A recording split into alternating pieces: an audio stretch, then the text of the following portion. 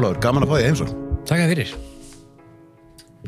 Manstu hvernig við spjölluðum saman síðast? Það komin nokkur á. Af því að ég man það, og kannski að því að maður man það vel þegar maður lætur gera eitthvað svona við, af því ég var hræddur áður en ég fór í aðgerðina, sko. Já, eins og margir. Þetta er náttúrulega, þetta er aðgerð á augum. Já, og maður hugsar, sko, þá að fara að setja eitthvað leysir í augun á mér og verði bara blindur og eitthvað svona, sko. Já, sko, þetta er núna liðið mörg ár, en þessar aðgerðir eru svo sem í fullu gildi ennþá og meira ef eitthvað er. Öllum finnst náttúrulega erfitt að láta krukku í augun á sér, eins og margir orða það. Og þetta er jú gluggar okkar út á við og eitt helsta skinnfærið okkar. Þannig að það er eðlilegt að maður sé hræddur við það að vera eitthvað að fikta í því. En það sýndi sig, það jafnaði sig fljótt hjá þér. Já, gerði það og ég verð að segja að ég hef ekkert síðan, ég var náttúrulega búin að nota gleraugu og linsur og ég hef ekkert síðan velt því fyrir mér hvort að sjónin mér sé eitthvað minn en 100%, sko. En ég man að þegar að ég var að fara í þessa aðgerð, það var 2007 og þá var þetta svona freka nýtilkomið. Þá var maður einmitt svona svolítið að velta þessu fyrir sér, er þetta eitthvað sem var á að gera, er þetta hættulegt, en nú er náttúrulega komið miklu meiri reynsla á þetta. Já, og við erum búin, heldur betur og hún er orðin vel yfir 20 ár, 25 ár allavega með þessu sniðin sem við erum að gera í dag, að það var einstaklega góð. Það skal samt hafa í huga, eins og þú nefndir þarna að ég held ég sé ennþá með cirka 100% sjón. Þú varst með 100% þegar þú fórst. Það var sjónlagið sem við vorum að laga, ekki sjónina. Flestir, þeir sem að fara í svona aðgerð og reyna flestir Íslendingar eru með góða sjón. En helmingur Íslendingar þarf gleraugu. Það er að segja nærsýnir, fjarsýnir, sjónskekkju og allt þetta. Og það er það sem við erum að leiðrétta. Hvað er sjónlag? Sjónlag er eiginlega samheiti yfir þessa 4 sjónlagsgalla sem að eru til. Að nærsýni, fjarsýni, pluss- og mínusgler til að sjá frá sér. Sjónskekkjuglerin sem er þá leiðréttinga á hornhimnunni sem er þá ekki kúpt svona eins og bolti heldur eins og egg. Og síðan ellifjarsýnin sem við öll fáum í sama magni á sama tíma í kringum 50. Þannig þetta eru sjónlagsgallarnir og þetta eru þessuna sjónlagsaðgerðir. Þetta eru aðgerðir til þess að breyta sjónlæginu þínu þannig að þú þurfir ekki gleraugu. En hvað er það sem er að gerast í augunum þegar þú segir að ég hef verið með góða sjón? Já, því sko... Hvað var það þá sem er að gerast í augunum? Þá gleymur aðra spurningunni. Hvað er sjón? Það er ennþá betur spurning. Akkurat. Það er ennfélag mælikvarðin sem við notum til þess að velta fyrir ykkur upplausnin í auganu. Látum við lesa á töflunni. Ef þú lest alla stafina á töflunni, alla línunar, þá 10 línunar, þá erum við 100% sjón. Það varstu með þá og ég eiginlega ef það ekki og sért ekki með það ennþá.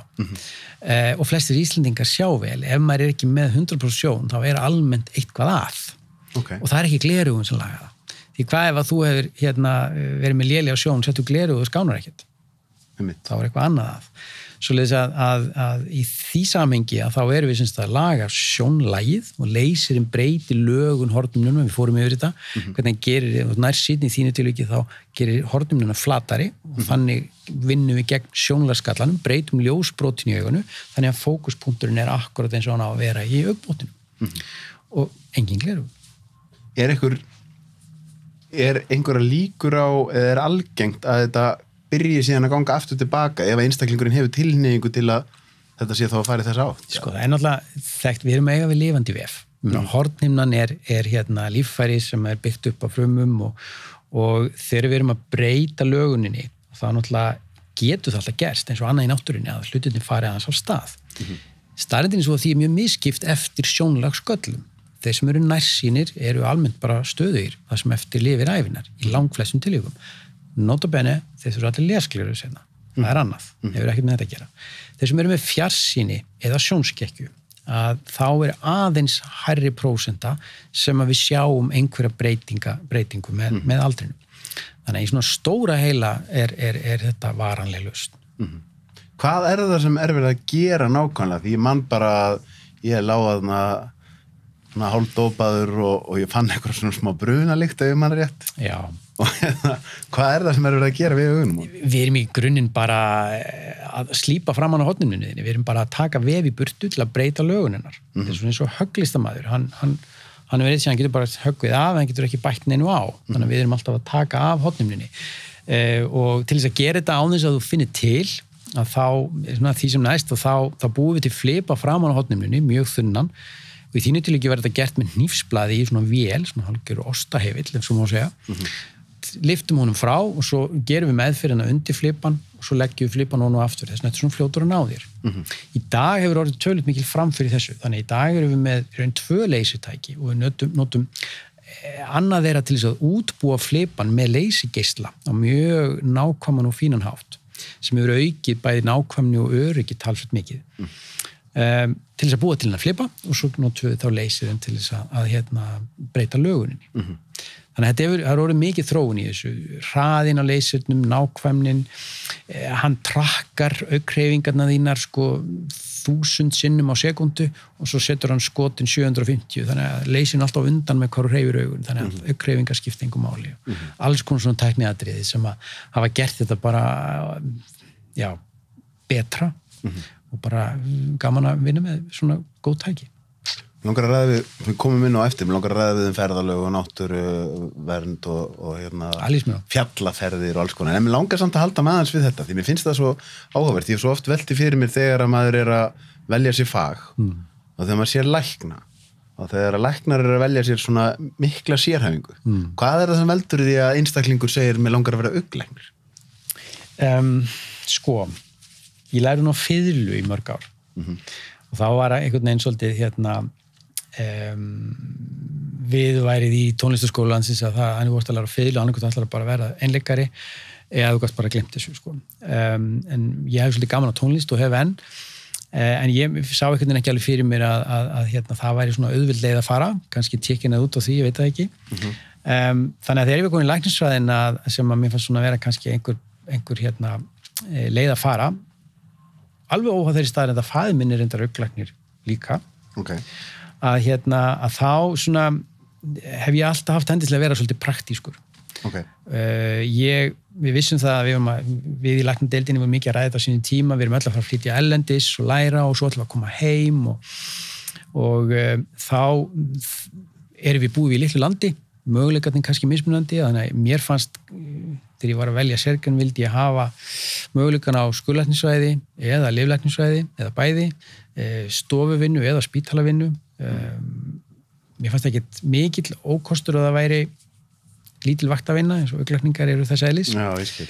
Þannig að svona margt þarna spilað inn í. Svo einhvern veginn er nú bara svolítið tilvíðan að háð hvar maður lendir og byrjar og prófar og en einhvern vegna heillaðist ég svolítið af augnlæknisfræði sem mér fannst það svona á svo sjónrænt fag, það var mikið af myndum og svona sem að ég hefði áhuga á fullt af græjum, ég hef gaman að græjum þannig að það var nóg af því og sem að betur fer og það árum reynda við fleiri sérgreina, þá hefur algjör sprenging í tækni sem við kemur augnlæknisfræði þannig að bara síðan ég byrjaði 98 að þá er ég búin að horfa upp á því líka byltinguna fætur annari, ekki bara tengt leysirnum, heldur bara öllum rannsóknum og annari meðferð þannig að þetta var nú svona pínu praktísk ákvörðun og faðir minn lærði í Svíþjóð ég bjóð það sem krakki sem sagt og að því að ég valdi nú sama fag og hann að þá gæti ég nú ekki fært til sama land þannig að ég fór til Noregs og þar voru við í tæp 10 ár. Þú ert fyrsti læknirinn sem kemur í viðtaldi minn á eftir fyrsta viðmælandanum minn, Kára Stefánssoni. Já, heiður af því. Og þetta sem þú sagðir áðan með að það fór allir út að læra. Hvernig er það núna? Í gegnum tíðina hefur manni fundist að mjög stór hluti þeirra sem læra lækningar á Íslandi fara í sérnám, sérstaklega kannski á Norðurlöndunum, sem er ferð til Bandaríkjanna og Bretlands. Hvernig er staðan í því? Er það ennþá þannig að það þykir svona kannski bara eðlilegt að maður fari í framhaldsnámi sitt í útlöndum? Á sína eðlilegu skýringar, Ísland er lítið land, eru 300.000 manns og til þess að svona ná upp færni í bæði algengum sjúkdómum og kannski sjaldgæfari, þá þarftu að ná að sjá þetta innan ákveðins tímaramma. Og það segir sér sjálft með 350.000 manns að þá er ansi lengi að safna upp í fjölda aðgerða og annað sem þú þarfst að gera af því að það eru bara svo margir hituna kannski þá og fái sjúklingar. Þannig að við höfum notið góðs af því Íslendingar að fara erlendis og læra og það er svolítið gaman að við skulum vera að fara á svona marga staði. Við komum svo heim með alls konar straum og stefnur, alls konar sjónamið. Við sjáum að það er stundum mismunandi nálgun á hlutina í Ameríku versus Norðurlöndin og jafnvel annað í Hollandi og svo framvegis. og það þýðir hérna á Íslandi svolítið söðupottur af þekkingu, svo koma þessi sérfræðingar allir saman inn á spítalanna eða á stofurnar og þær eru að vinna saman með ólíka nálgun sem ég held að sé bara mjög ákvæmt og ég tók eftir ég flutti til Oslo þar sem ég var á Ríkisspítalanum að þar var enginn að fara til útlanda læra allir í Nóri og gott og vel að stærra land og svona þú ert kannski með nóg en maður fann samt að þetta var svona aðeins einsleitara skilur og hérna á staðnum því enginn af læknunum hafði heldur verið kannski mikið annar staðar. Allt bara alveg upp þarna. En það svona kostu kerfisins og hérna bara gæfa fyrir Ísland fyrst mér að hafa þessa breidd í þekkingunni.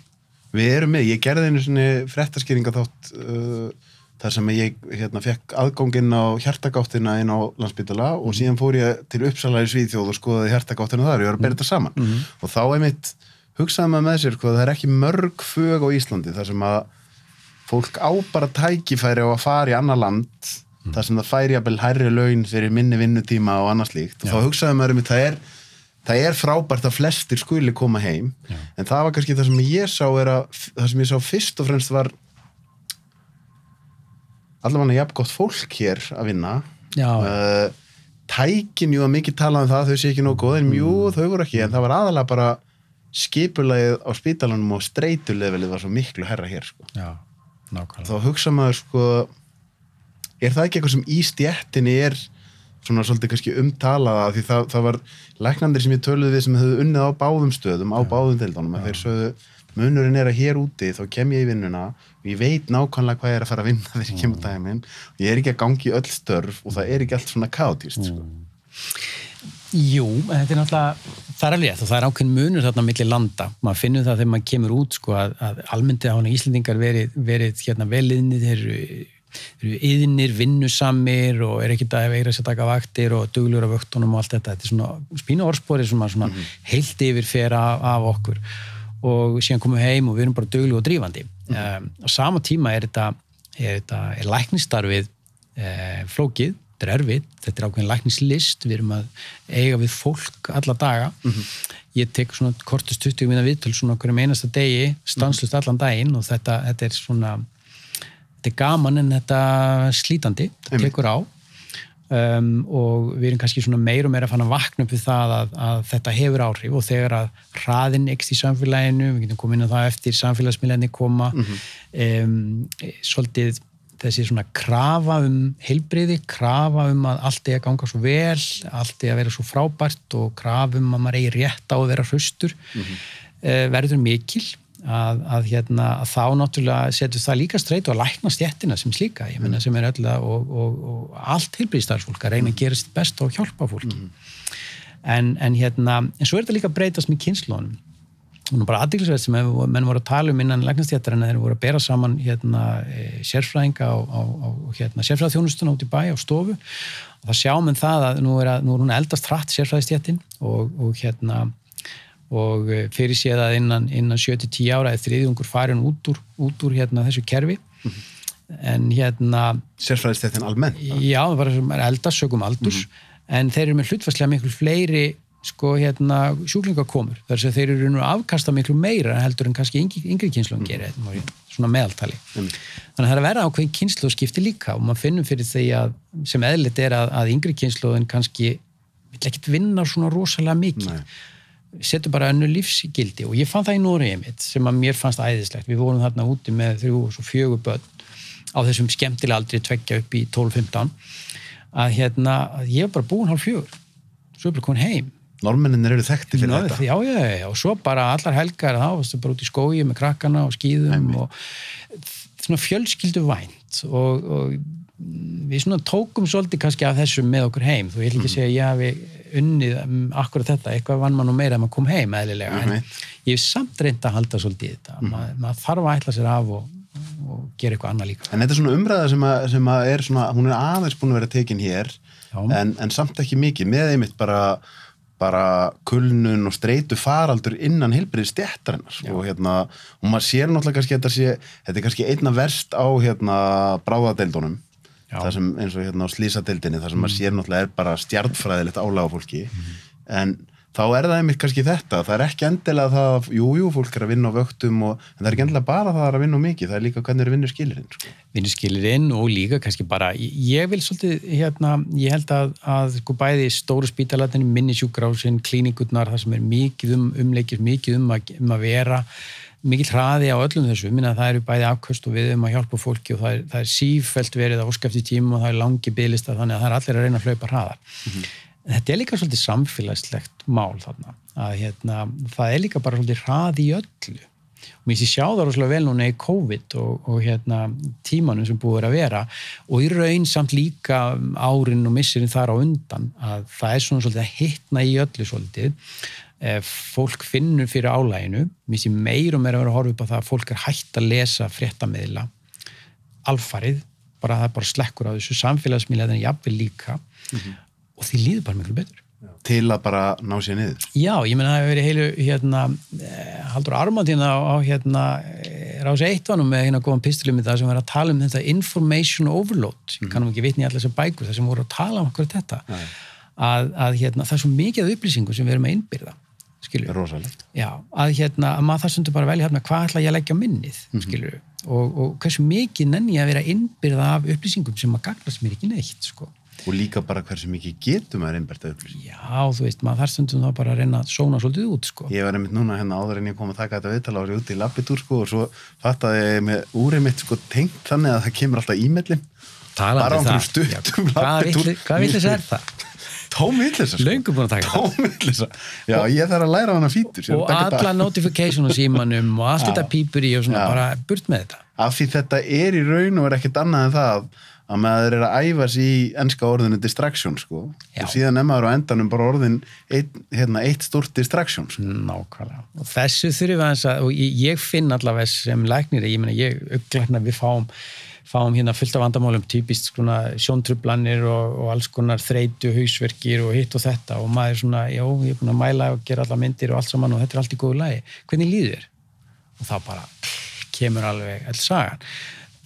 Þetta sko, það svo mikið streita í samfélaginu. Eru þið að fá til eitthvað þá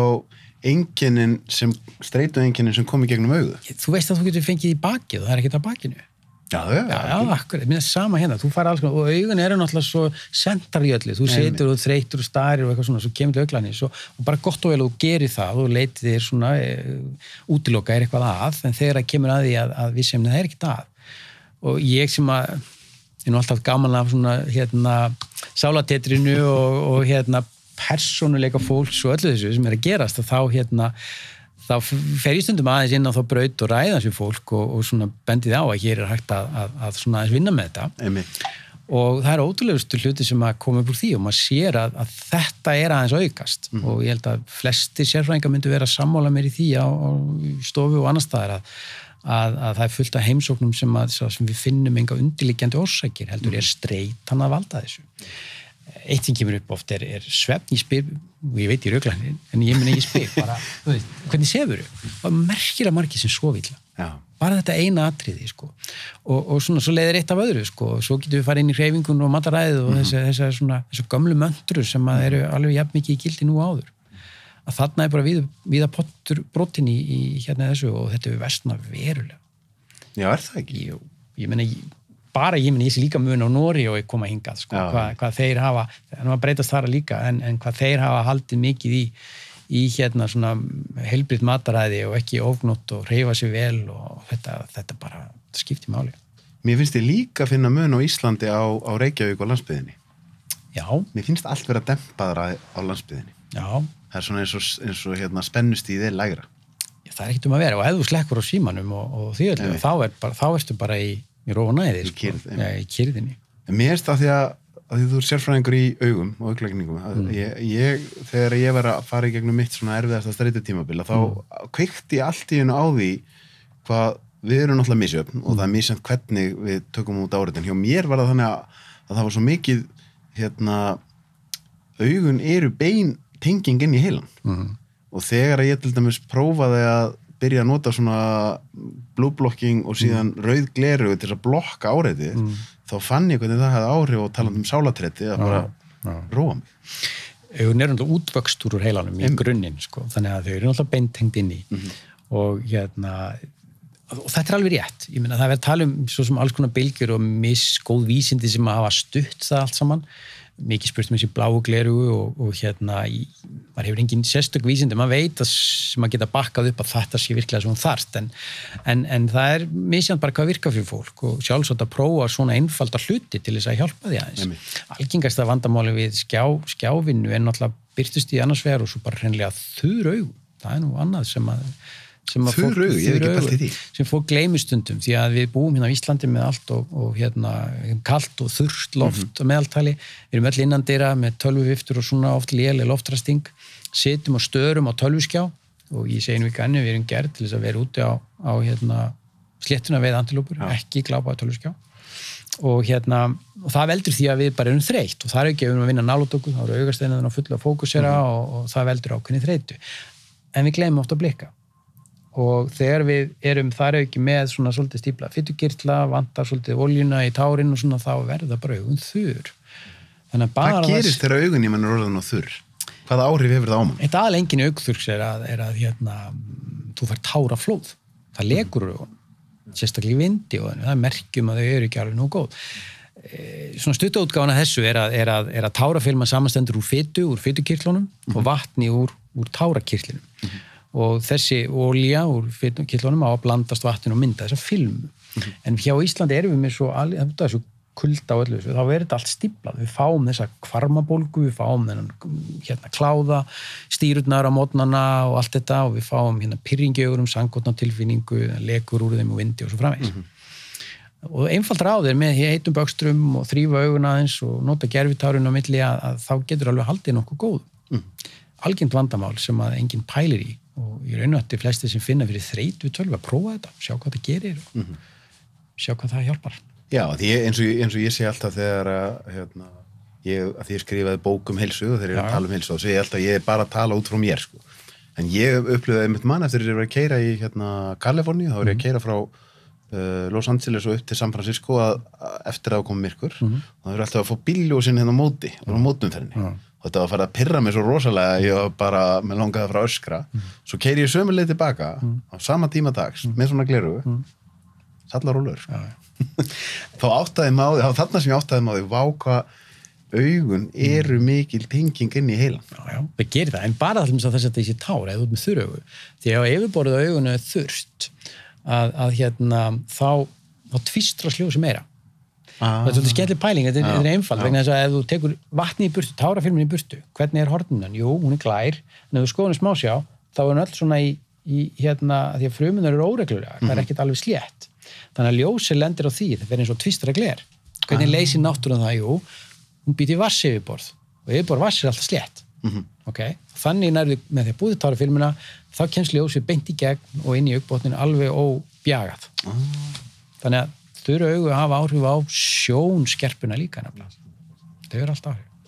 Þú ert að reyka eitthvað sem hægt að kalla einkarekna heilbrigðisþjónustu. Já.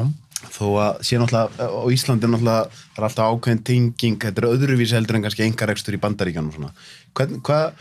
Hver er skoðun þín á bara þessu sem að svona hefur kannski, þá ég man eftir tímabili áður en að því nú er farin að poppa upp einkarekin heilbrigðisþjónusta svona á víð og dreif á Íslandi.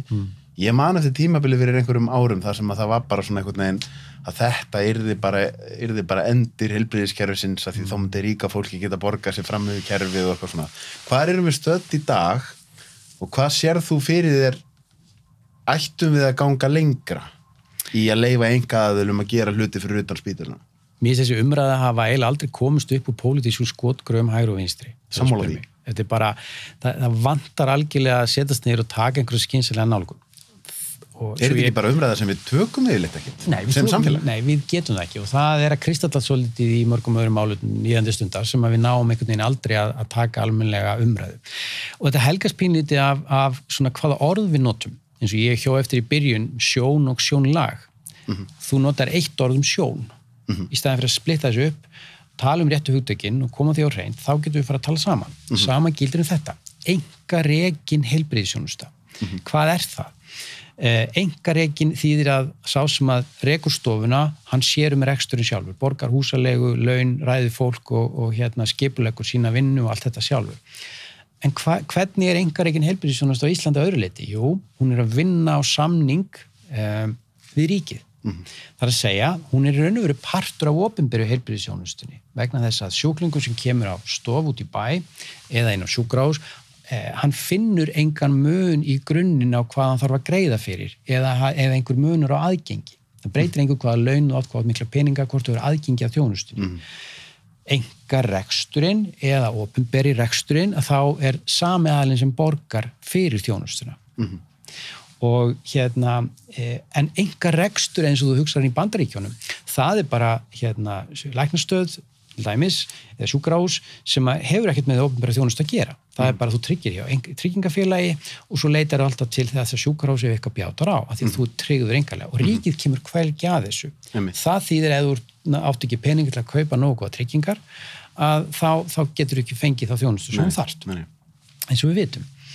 Hér heima og í raun og veru eins og á Norðurlöndunum sem betur fer og ég þóra fullir það eiginlega allir læknar, hvort sem þau inn á sjúkrahús eða utan, vilja halda í það kerfi sem við höfum í dag, sem bara nokkuð gott, en það á sífellt undir högg að sækja því það alltaf verið að svona gera tortryggilega þessa einkareknu þjónustu sem að vinna þessa þjónustu fyrir ríkið. Við viljum öll hafa óheft aðgengi fyrir alla að allri þjónustunni. Við viljum ekki skipta því upp.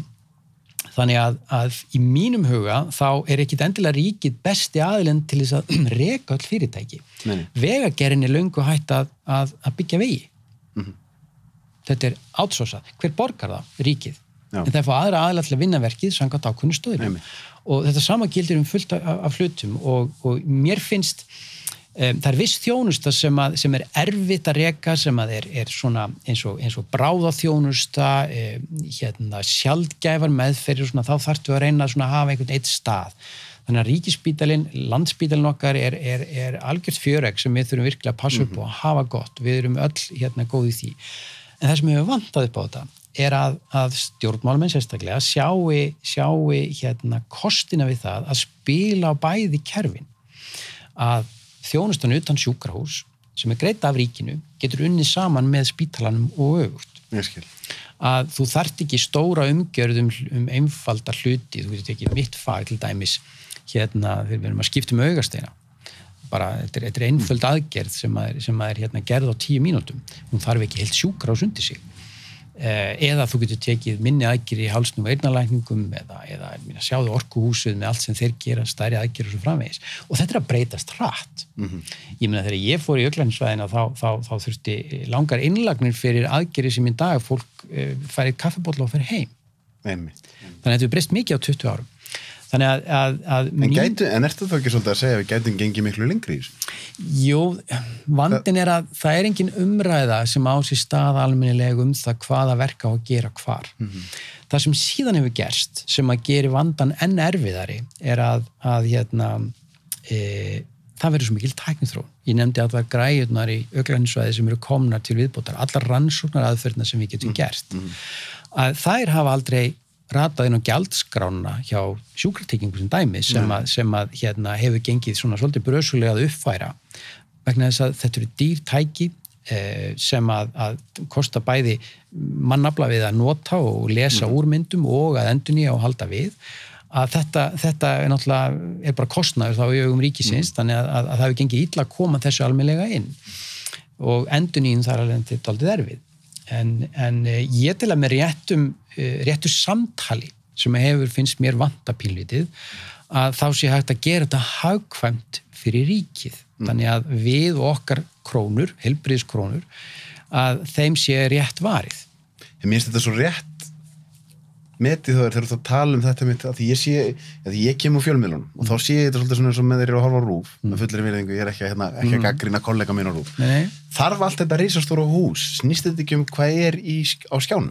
Nákvæmlega. Og ekki ríkispeningunum best varið með því að vera ekki að eyða of miklum peningum í að reka þetta hús heldur kaupa efni. Keyptu íslenskt efni ef þú styrkja það. Og ef það hægt að framleiða íslenskt efni á ódýrari hátt og betri hátt fyrir utan húsið þá erum við ekki að kaupa það og það birtist síðan í sjónvarpinu. Og ef þú trættir óháða fréttastofu, ég meina borga það bara eina fréttastofu, þú vilt hafa þannig.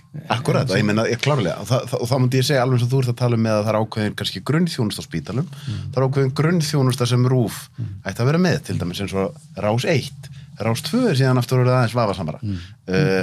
Það sem er á RÚV í sjónvarpinu, fréttaskýringa þetta er alveg klárlega, því það er erfitt að reka þá í litlu landi á einkarekinni sjónvarpsstöð. Þannig að ná einhverjum svona samfélagslegri sátt en síðan kannski klassísk spurning eins og í fæinu þínu, að þá myndum maður kannski segja ríkið á að borga fyrir eitthvað ef ég lendi í augnskaða og þá þarf að laga hann, en ef ég er með linsur eða gleraugu, á ég rétt á því að fara í leysaraðgerð til dæmis. Já, þetta er heilbrigð forgangsröðun. Og fólk áttar sig kannski ekki á því að það er sífellt forgangsröðun í gangi í heilbrigðiskerfinu. Þú fórst í leysaraðgerð, ríkið borgað ekki. Af því ríkið búið að segja, ef þú sér vel, sjónin þín er góð, hvort þú nota gleru ekki, bara þú sér vel, þá ætlum við ekki að gera neitt. En þá kemur við spurningina, ef að menn eins og þú hefðu allan tíma verið að vinna á spítalunum, þá væri þessar aðgerðir kannski ekki til boða á Íslandi. Nei, eða þá einhver svona ríkisaðgerðir. Það sem eitt af því sem gerist hjá einkareknum stöðum er að þeir kannski fara að bjóða upp á hluti sem væri ekki bjóða upp á einu landsbyggðum. Og þannig ertu komin svolítið inn á þetta sem að það hvernig læknisfræðin hefur breyst. Og ég teka fram, ég er bara óska eftir að sé meira samtal milli þeir sem stýra opinbera og er í einkarekstrinum og því ég til þetta allt við viljum alltaf sama, góða þjónustu með gott aðgengi. Það sem er að gerast hins vegar í heilbrigðisþjónustunum hefur breyst mikið á undanförnum árum. Það er að þetta er farið að snúast ekki bara að halda heilsu heldur líka ákveðin lífsgæði og svona leysiðaðgerðin var svona svolítið gott dæmi það þar sem að við allt í einu fórum að gera aðgerðir á augum sem að eldri auglarnir supu kveljur yfir því að þetta voru heilbrigð augu notabene, það var ekkert að sjóninni, ég býta okkur að gera eitthvað þarna og þú bara skapa áhættu. Já, en að móti kemur að þrátt fyrir öll þær kveljur sem þeir supu, þá fór fólk enga á síður í þetta. Jú, af hverju? Af því að það að vera með glerugu fyrir þann einstakling var bara mikil skerðing á lífsgæðum. -8 ef þú ert svona rosalega nærsýn kókbotna glerugur, þá ef þú týnir glerunum, þú ert jafnvel bara í lífshættu, þú veist alltaf hvað út stattur, getur ekki ratað út úr húsi. Svoleiðis að þarna kom þetta svolítið inn að fólk fór svolítið að velja hvað það vildi gera. Og þetta var mikil breyting. Og ef ég tengi það aðeins við þetta með forgangsröðun í heilbrigðisþjónustunni, svo kem ég að sinna það er að við þekkjum öll augasteinaskiptin sem eru gerð hjá fólki sem að fara ský á augastein. Augasteinin er linsanin í augunum sem fókusur fyrir okkur yngri. Og hún styrta með aldrinum og við hættum að geta lesið og þurfum lesglerugu og svo upp úr 60-70 þá oft verður hann aðeins skýjaður og við fyrir að sjá illa og þurfum meiri glerugu og endanum bara missu augaskýrtinni þegar við sjáum ekki neitt. Þannig að ríkið kom inn og sagði ok, þú ert komið 70% sjón sem þú bara nærði ekki nema 7 línum af 10, þá erum við til að skipta um augasteinin fyrir þig þér að kostnaðarlausu. Og því miður hefur ekki við lagt nóg mikið í þetta, þannig að hér hefur búin að vera biðlistar öll þessi ár. Áspiðjabel hátt í dag. En þetta er forgangsröðun. Og en það er þetta gert að því að ríki ætla að koma inn að því þú bara verður náttúrulega að sjá. Það er heilsusspörsmál. Það sem hefur gert síðan síðastliðin 10-15 ári eða það hefur voru svo mikil þróun í því hvaða augasteinir eru settir inn. Við tökum gamla augasteinin út og viljum að setja nýjan. Já, og þá stöldurum menn við og svo, já, ok, býtu, ætlum við bara að setja svona plain, þú veist, vennilega sama og hann var með, eða hann er með nærsýni og sjónskekki og ellifirni, getum við ekki einhvern veginn sett þetta allt inn í einn augastein og sett hann inn og reynda að losa vel glerugun í leiðinni. Einmitt. Ok, þarna fór mikil rannsókn að vinna af stað og þróun sem notabenni hefur átt sér mikið til staðar utan sjúkrahúsa og þannig í dag erum við komið augasteina sem að geta gert allt þetta og gert það verkum að þú sem átt búin að vera með gleru allæfi, allt í einu þarftir ekki lengur. Og þetta voru menn þá að fyrst að setja í þá augu sem að þurfti að taka augastein út. Svo sjáum við það að þessi aðgerð ganga bara það vel að nú erum við fann að færa okkur neðar í aldri, alveg niður undir 50, þannig að verða svona ákveðin skil 50 milli leysiraðgerð á yngri hópnum og augasteinaskipta í aðeins eldri hópnum. Allir aðeins sjá vel. Það er ekki bara með ský. Þetta er ekki aðgerð sem er greidd af ríkinu. Þetta er aðgerð sem fólk velur sér sjálft. Kemur til okkar, fær ráðgjöf og ekki halda það sé ekki rætt aukaverkanir og það sem getur komið upp á og allt þetta því það er alltaf gert mjög ítarlega en við treystum bara fólki til þess að taka ákvarðanir sjálft. Og þetta er munur af því sem við sjáum að gerist í læknisþjónustunni að menn muni átt svona ef maður alhafir aðeins sko læknirinn fyrir 60 árum síðan að þú komst til hans og þú varst með eitthvað mein þarna þá sagði hann bara já, þú ert bara að fara í aðgerð þú sagði bara já og svo bara mættur og það var engar spurningar eða neitt þú bara gerði það sem læknirinn sagði þér að gera núna þetta miklu meira að fólk spyr og það gott en það setur líka þá kröfu okkur Akkurat. Við þurfum þá að útskýra þetta nógu vel og við þurfum að hafa gögn í höndunum, við þurfum að geta sýnt myndir, við þurfum að eyða þá tíma með fólki og það gerum við til dæmis, við takið þessa aðgerði sem dæmi, þá erum við að eyða miklum tíma með fólki. Ég segi ofta aðgerðin, ég er 5 mínútur að gera leysa aðgerðina, nú þarfst þú klukkutíma spjall hérna og við þurfum að fara yfir alla þessa hluti og hvað við erum að fara að gera og ég vil að þú skiljir hvað þú ert að fara út í. Já. Því að þá eru allir á sömu blaðsíðu. Sama tíma er náttúrulega þróunin þannig að við erum búin að læra hvað virkar og hvar eigum við að ekki segja fólki nei, hér eigum við ekki að gera aðgerð og duglega að segja nei þegar við á. Þetta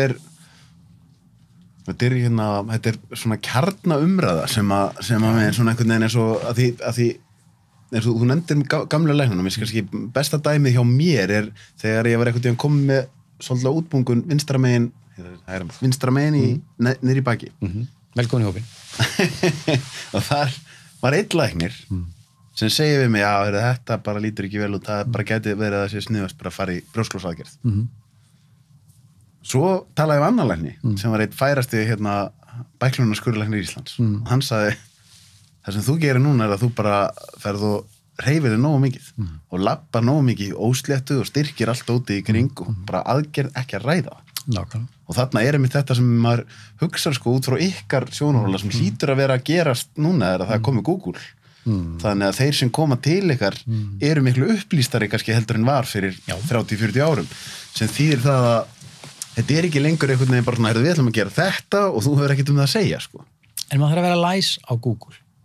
Það er enda síðan önnur um það. Ég segi þetta oft svona vegna þess að það er ástæða fyrir sem að læra þetta. Maður þarf að vera læs á það og mér finnst mjög gott að fólk sé upplýst og en það svona það kemur bara svona langt þannig að það fríar okkur aldrei því við þurfum virkilega að fara yfir þetta og ég er ekki að segja svona gömlu læknarnir þú veist, ég er ekki kannski að setja þannig upp en þetta er svona þetta var svona svolítið meira svona authoritarian ef ég sletti aðeins að svona, það var ákveðin svona pondus þú gerir bara svona en þetta er orðið allt öðru vísi og auðvitað má segja að stundum er þetta ekki jafnvel komið aðeins og langt í hina áttina, fólk kemur bara liggu við bara búið að fyrirfram ákveða og einstakir sem spyrir af hverju ertu þetta þetta er allt klárt sko að fólk er einhvern veginn svona alveg búin að kortleggja þetta en hafi aðeins tekið ranga beygju á einhverja leiðinni en svona heilt yfir er það bara gott að fólk sé vel upplýst og það að fá meira þegar þú kemur inn á öll þessi heilsufarsvandamál sem er að ræða því upplýstar sem fólk er því betra sko. Við getum verið að ræða heilbrigðiskerfi örugglega allan dag sko. Mér langar aðeins að færa mig yfir í heilsu og útivist og svoleiðis. Þú hefur mikið verið að labba á fjöll og þú ert mikil náttúrukall. Er það eitthvað sem hefur alltaf verið eða? Já, sko, það er svona ýmsar ástæður kannski fyrir. Ég nú tókast í mér, sko, ég nú annars vegar langaði mér, maður nú fyrst í borgarstjóri Reykjavíkur, þannig að það er borgarbarni í mér. Þannig að saman tíma er ég ættaður úr Veðramóti í Skagafirði og Tungu og einhvern veginn hefur þetta svolítið setið í mér. Afi minn sem er ættaður frá Skagafirði, hann var yfirliðafræðingur í Reykjavíkurapóteki og mikinn áhuga á blómum mikill útivistamaður var stundaði skíði upp í Bláfjöllum á sínum tíma og allt það upp úr 1940-50 og hann hafði mikinn áhuga á blómum orti mikið af ljóðum og ástina og blómin og þetta íslenska sumarkvöld og á mjög falleg ljóðum það ég var svo heppinn að ég var einn af þessum krökkum sem var sendur með kaupfélagsbíljum norður í Skagafjörð í sveit og var þar í Skagafjörðinum í svona allavega 3 heil sumur unglingsárunum og þá var maður bara í gúmmiskóm með tvíþumlung með bóndanum og maður var látið að handdraga öll túnin eftir heipindi vélina og svo fræði þetta var svona svolítið af gamla skólanum en þar læriði maður ákveðna svona lífssýn og lífsspeki og sem að hefur nú verið eitt af betri veganæstu sem hefur fengið, vinnusemi og allt þetta. En þar lærir maður líka náttúruna og vera úti á þar upplifum að þetta vera úti á kvöldin og nóttunni í heiskap og smala upp á fjöllum og allt þetta og ég verið að vikina að það hefur alltaf setið svolítið í mér. Svo öðru leyti alltaf verið duglegur að hreyfa mig. Pabbi var einn af þessu sem að fór lærið að fara út að hlaupa sem var náttúrulega bara mjög sérstakt upp úr 70 eitthvað sko. Já, þá þóttu menn skrýtnir. Já, við vorum út í Svíþjóð sko og þar fórum út að hlaupa og ég var 10 ára og ég fór út í skóg að hlaupa 10 ára, þú veist 79 og gönguskíði og allt þetta og svo komum við heim og maður fór svolítið að gera þetta og þótti svolítið skrýtin. Gott og vel, svo þetta bara orðið fínt en svo dreifum við í því að fullt af krökkum og allt þetta flytjum svo til Noregs, það náttúrulega ekkert útivist og allir á skíðum og svona og alltaf hreyðum að sig svona mikið með vinnu og öðru og krökkunum, en svo flytjum við heim og þá sér maður, nú langar okkur að fara á fjöll, maður var fann að sakna svolítið Íslands og ég fann alltaf, þegar ég bjóði í Noregi með allan skó og Noregi er náttúrulega alveg fáránlega fallegt land í raun og veru, ótrúlega fjölbreytt og flott ég saknaði alltaf Íslands, ég veit ekki hvað var. Já. Það var eitthvað við þessar björtu nætur sem þó eru til fyrir norðan, þessi auðn sem ég sæki svolítið mikið inn á hálendið, hvort sem eru jöklarnir eða sandarnir, þú veist, það og svona þessi litlu blóm, geldinganapur og eitthvað svona sem að rétt hangir inni þarna yfir sumartíman, mér finnst þetta svona, og svo birtan. Já, það einhvern veginn, þannig að þetta tóður á slíman. Já. Og þá náttúrulega þegar við komum heim fljótlega, við fórum aðeins að ferðast, þá fundum við náttúrulega fljótt tónin aftur við Tommi sem að þekktu svona aðeins úr læknadeildinni Tómas Guðbjars að þá er ekkert aftur snúið sko. Nei, þið eru orðna bara fjallageti núna? Já, búin að vera lengi og við mörg ár, við náttúrulega vorum við hefum 4 börn og 3 elstu voru svona orðin svolítið stór en við vorum einn yngstan sem heitir Tómas líka þannig að við vorum þarna, ég og Tommi Guðbjars og svo 4 og svo hann einn í strákurum með, alveg frá 7 ára aldrei og hann var bara tekinn með og svo erum við búin að vera að ferðast mikið alltaf á sumrin og þetta hefur búin að vera óslega skemmtilegi tímar. Já. Það sem við hefum farið á flest öll fjöll og firði og skoða allt og nóg að taka ennþá. Og einhvern veginn bara þetta er svona minn bakgrunn fyrir að fíla náttúruna og svo fékk ég fljótt ljósmynda áhugan og það tengist mjög vel bæði augunum og síðan bara að dokumentera það sem við erum að gera. Þú því ég hef búin að skoða aðeins bæði sá ég á vídeo eftir þig og svo líka Instagramið þetta og svona, þú að taka allar þessar myndir sjálfur eða? Allt sjálfur. Það svolítið? Mér finnst það rosalega gaman. Þannig ég búin að eiga myndavél bara sem ég var 8 ára og maður var að framkalla á eitthvað svona og svo tók þetta svolítið af þegar digitalbildingin kom. Þannig ég alltaf verið duglegur að taka myndir. Lærðirðu bara á dróna þegar það kom? Já, ég var svolítið svona tregur fyrst en svo hann og ég minnstamáli heima að fljúa sem dróna. Þú ætlar að prófa það? Já, það getur hvers með flóið honum. Því að þú bara sleppir öllum tökkum og það getur farið í kaffi, hann fer ekkert. Já, það er svoleiðis. En það er nú aðalega síðan að kunna taka myndir og þegar dróning kom og þessar nýju myndavélar þá fór ég líka á áhuga kvikmyndun, þannig ég hef gert svolítið af því, búið til svona stuttmyndir af ýmsum ferðum og lengri myndir og lengri ferðum, Nepal og eitthvað fleira. Þannig að mér finnst það rosalega gaman, að þetta er svona mitt undur heima. Nepal, varst í Nepal? Já, við fórum upp í grunnbúðir fyrir 2 árum.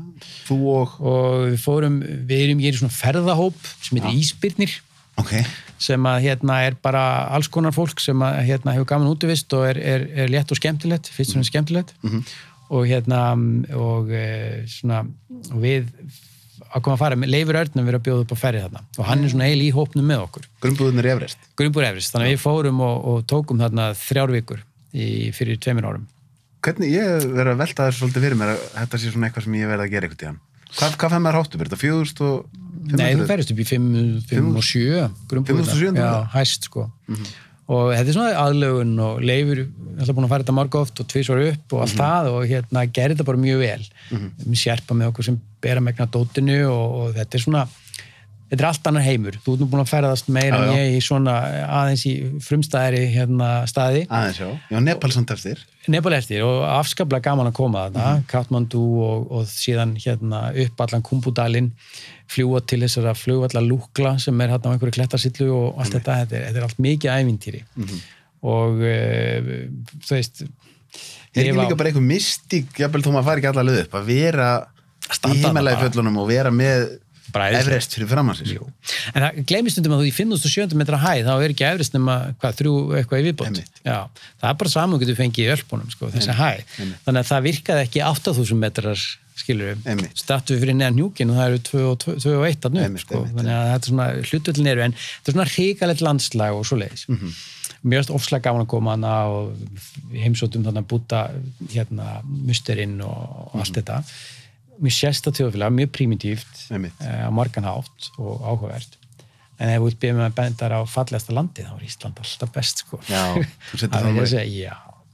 Já, bara í alla staði, sko. Þarna gæst ekki drukki vatnið, þú veist, og allt skítut, það er allt kynnt með Jakobsataði og þetta er alltaf Íslandi er náttúrulega því að ég er ekki búin að fara eins og ég var nú með Robert Marshall einn daginn, hann er búin að fara mjög víða og eins og þú og Tómas ég hef svona kannski ekki verið að fara þetta þegar maður þarf að fara eins og Lónsören og svona þegar maður þarf að vera komin á svolítið öfluga bíla og svona en bara eins og, þú veist, í sumar þá labbaði ég sem sagt 5 og Laugaveginn bara í einni beit og þetta er náttúrulega bara rosalegt, sko. Ég veit það. Sko ég náttúrulega notið góðs af því að sko Tommi er vann alltaf sem guide. Pappans vann við það, hann er kennari í MR og hann vann við það og hann tók við honum og búin að guida í Kverkfjöllum og annað sem með náminu. Þannig þegar ég kem heim og þá má segja að ég hafði labbað Laugaveginn, ég hef aldrei fyrir Sprengisand, ekki neitt, úr námi. En ég átti allt eftir. Tommi var búin að fara megna þessu og þannig að hann bara mission fór mig allar og ég myndavélina og við fórum á stað. Þannig ég noti mjög mikið góðs af því og það er náttúrulega betri ferðafélag var þetta að finna, sko, fróður á allt og einhvern veginn forvitin á lífið og aðstæður og fólk og allt, sko. Þannig að hann svona drókur alla þessa staði og er rosalega drífandi að fara af stað. Mundirðu geta nefnt, eða þú mundir segja svona 5 staðir sem að allir ættu eða yrðu að koma á Íslandi? Það voru degi eins og Ómar sagði. Einn af þeim tröllakrókar í Lónsöru, talandi um Lónsöru. Klálega einna Tröllakrókur? Tröllakrókar. Ok, tröllakrókar. Já, þú veist að, ég skal halda áfram með, þú veist að í sumar þá voru við Tommi með innslagið í Fréttablaðinu. Já, í sumar þá mættu við, sko, ég mætti nokkrum sem voru með blaðaúrklaupu bunkan, tilbúin bara. Þetta er planið, við erum að fara á þessu staði. Okay. Þannig að fólk er að leita þessu. Mér finnst það, Lónsöru við eitt af fallegri stöðunum. Að koma að Fjallabak, við náttúrulega getum valið margt, en að koma upp á Sveinstind, inn á Langasjó, og horfa þar yfir allt saman, það er bara... Hvað er þetta? Þetta þú kerir Fjallabaki, þetta er norðan við í Mýrdalsjökul, þetta er sunnan við Vatnajökul. Það er svona einn af þessum stöðum sem er alveg ótrúlega fallegt að koma. Kverkfjöll er einn af mínum uppáhaldsstöðum. Ég hef komið þangað. Þú komið þangað og það eru upp í Hveradalinn og inn á og þetta svæði Kverkfjöll og inn í Herðubreið og allt saman. Já, Herðubreiðalindir og já. Síðan, ég veit ekki, mér finnst ég kom á fallegan stað sem heitir Suðurárbotnar sem er sunnan við Mývatn og það er á leiðinni inn í dal sem heitir Dyngjufjalladalur og þú eiginlega keyrir frá svona grónum litlum sléttum við ligna á með litlum hólmum, þetta er svona ævintýrlegt landslag og svo upp í bara keyrir í 10 km þá ertu komin upp í svona sandauðin, svona tunglidal og við hjólum þannig þegar við fórum yfir landið í sumar. Dyngjufjalladalur, þetta er svona svæði sem er yndislegt að koma. Vestfirðin, Hornstrandir náttúrulega þarf eiginlega alltaf að tala um, sko, þú veist. Nei, en ég og það nefnilega eftir líka, sko. Já, þú veit maður. Ég hef búin að ætla mér að fara á Hornstrandirnar síðustu 2-3 ár. Já, þú veist, bara Hornvík og ganga norðanverða Hornstrandirnar, sko, þvert yfir í Aðalvíkina, það er eina skemmtilegur ferðin sem við farið. Rauðasandur er náttúrulega, þú veist, æðislegur. Það voru náttúrulega allir í Grænarhrygg núna í sumar, það var svona vinsæll staður. Ég fór í fyrsta sinn í sumar inn í Núpstaðaskóg. Hvað er hann? Hann er við Lómagnúp. Já, Lómagnúp. Svona falin perla sem hefur verið illfær vegna þess að átnar hafa verið þannig, nú er það brist, þannig að nú getur þú keyrt þangað innir á litlum jeppa bara, ekkert mál. En Hornstrandirnar, hvað, sko, því fólk talar um með að fara á Hornstrandirnar, það er náttúrulega ólíkt. Sumir eru að fara að labba bara í 1-2 daga en aðrir eru lengur og hvaða leiðir þetta sem fólk er að labba? Þetta eru náttúrulega mikið til 3 leiðir. Þegar annars vegar þú ferð inn í bara í Hornvíkina og gengur þaðan í Reykjafjörð sem 4 dagar 34 dagar, Reykjafirði er hérna sundlaugin og þetta allt saman það einn leggur, svo annar leggur frá Reykjafirði og niður í Ófeigsfjörð sem frægur orðin með öllum sínum fossum og því sem allur að virkja það svona 3 daga ganga líka vaðið yfir ár og svona og síðan í raun og veru að þvera norðurmegin frá Hornvíkinni og yfir í Aðalvíkina og Straumnesfjallið Straumnesfjallið, það ekki það sem er hérna gamla það sem herstuðum? Jú, þar, því við fórum þar þá gengum við þessa leið endum í Aðalvíkinni, tókum svo 1 dag og gengum frá Aðalvík yfir á Hesteyri og tilbaka kvöldið, þá var miðnætursól þannig að þá löpum við upp á Straumnesfjallið sem að koma í ljós og var ansi langt og hérna náðum miðnætursólni þar og tilbaka aftur, vorum 20 tímaferðinni þetta voru 52 kilometrum við gengum allan þennan dag samtals og þetta var svona sumarnótt þessi svona gerist ekki, logn, heiðskýrt skilju, hlýtt maður gæti bara vaði í ústnum og baða sig hérna kvöldið svona eins og Íslandi upp á sitt besta en síðan svona verð ég að segja mér finnst bæði sko jöklarnir þá eins og koma upp á hérna Hvannadalshnjúk í öskina þar geggjað, við vorum hann Deyrhamarinn í vor alveg klikkuferð með Haraldi Erni og Tóma og síðan bara Sprengisandur bara þú komin inn að þessu auðn koma frá upp úr Skagafirðinum og inn á sandana þarna norðan við í náttúrulega góðu veri þá ertu einn með sjálfur Já, einmitt og það náttúrulega einmitt þegar að sko jafnvel þegar fólk að ferðast Ísland að þá það náttúrulega yfirleitt að ferðast bara bara með frá ströndunum Já, hálendin nefnilega svo æðislega perla bara allir það að keyra frá Laugavatni upp hjá Gullkistu og inn á sandana baka í kringum Hlöðufellið og þú komið bara á Sprengisand algjöröðin og þú ert 40 mínútur þarna yfir þetta svona bara jeppaslóði sko. þetta engin fjallað sko. Ég fannst þetta alltaf vera svona fyndnast þegar fólk var að væli yfir því að vera orðið nóg mikill túrismi hérna sko.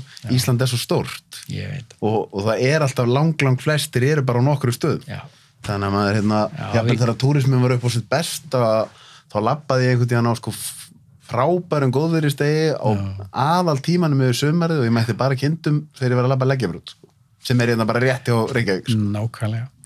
En svo breyst líka mikið, ég meina vetrar ferðamennskan náttúrulega ekki síri hjá okkur og vorin þá eru fjallaskíðin sem náttúrulega briljantlaust, ég meina ég var alltaf búin að fara í lyftu á Íslandi í bara mörg ár, við bara löbbum upp og það gefur svo mikið frelsi þetta orðið mjög vinsælt núna og fleiri að sækjast eftir þessu að vera með alvöru búnað, ganga upp á brún, bara hvar sem þetta dettur í hug sem líst vel á og skíða niður og ég meina ég er búin að vera með krakkana mín í þessu þú veist, alveg þessi yngsti af 7 ára búin að vera fjallaskíða, það er bara geggja að ganga upp þú veist, það er bara ekkert mál. Ekkert erfitt? Nei, ég meina, jú en það er bara ákveðin það er ákveðin ró að ganga upp og ég meina þau eru svona að vera unglingar og finnst það gaman að skíða og þetta það skemmtilegt en þegar ég spyr þau öll og þau eru fullorðin flest núna að þá bara, ég meina ganga upp það er svo mikil íhugun og svona innri ró og þú nýtur umhverfisins svo mikið sko.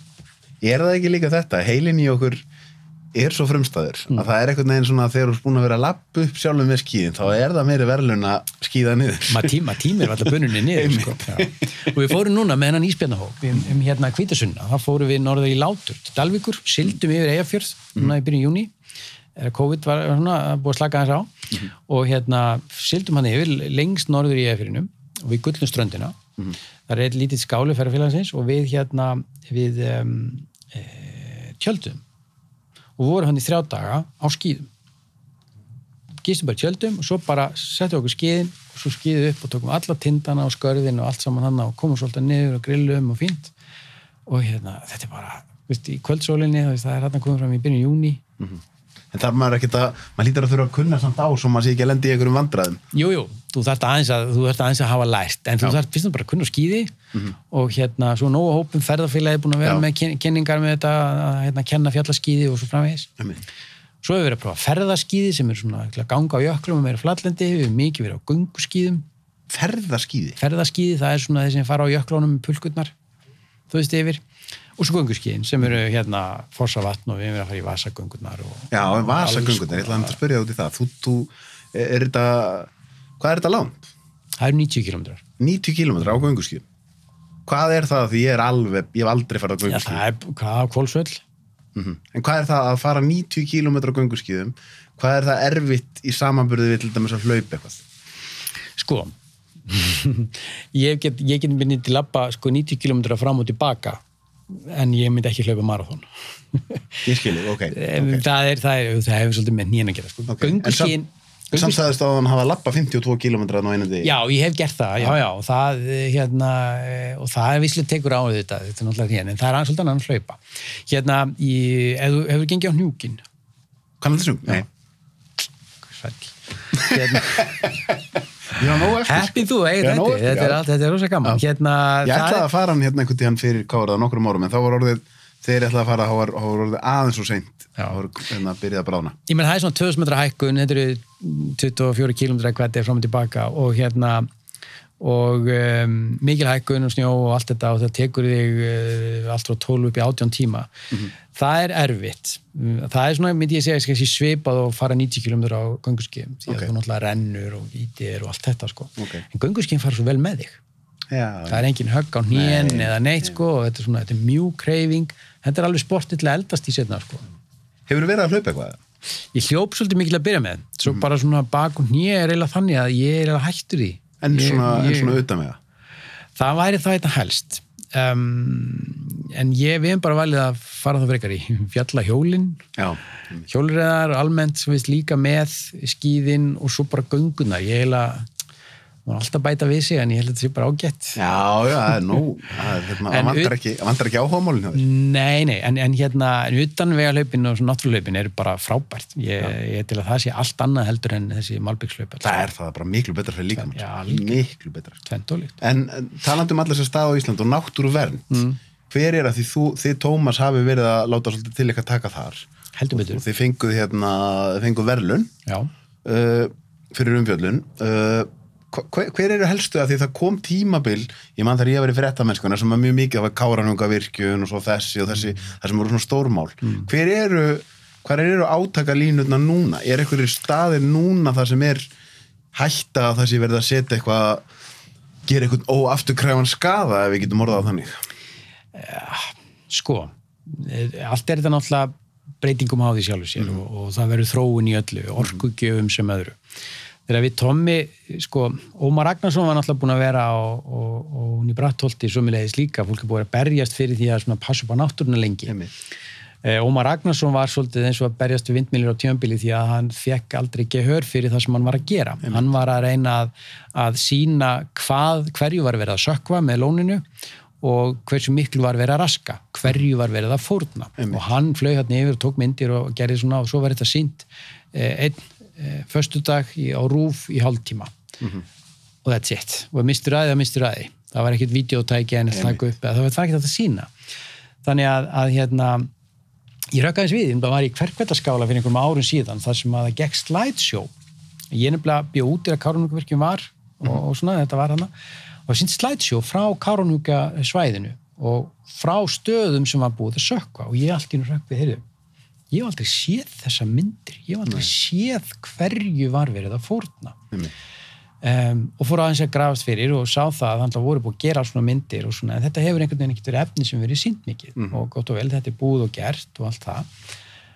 Þannig að þegar að við Tommi förum aðeins út í þetta og Tómas og svona, hann er ég er örun, hann er sennilega hans örun en ég og mjög svona komin að staðar og þarna var hann bara komin þarna einhvern tímann í er að keyra heim frá Ófeigsfirði og segir bara Óli, þú veist, hingað verðum við að fara aftur, nú þurfum við að koma og taka myndir. Ég var hérna upp í Ófeigsfirði og svona myndir og ég byrti ykkur Facebook fæslu þetta með mynda kvöldsólinni og eitthvað og það er bara allt vitlaust, bara hvað er að gerast.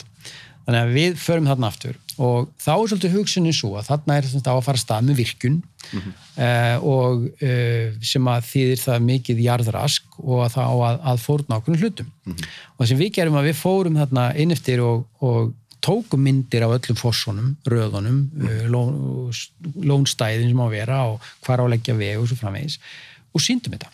Og svolítið eins og ég margótt orðað, við gáfum náttúrunni andlit út á við og þetta fór inn á Facebook. Við höfðum það sem hann svo getur rætt Facebook endalaust, en þarna var þetta virkilega gott tæki til þess að fólk bara sá, ok, þetta er það sem við ætlum að fórna.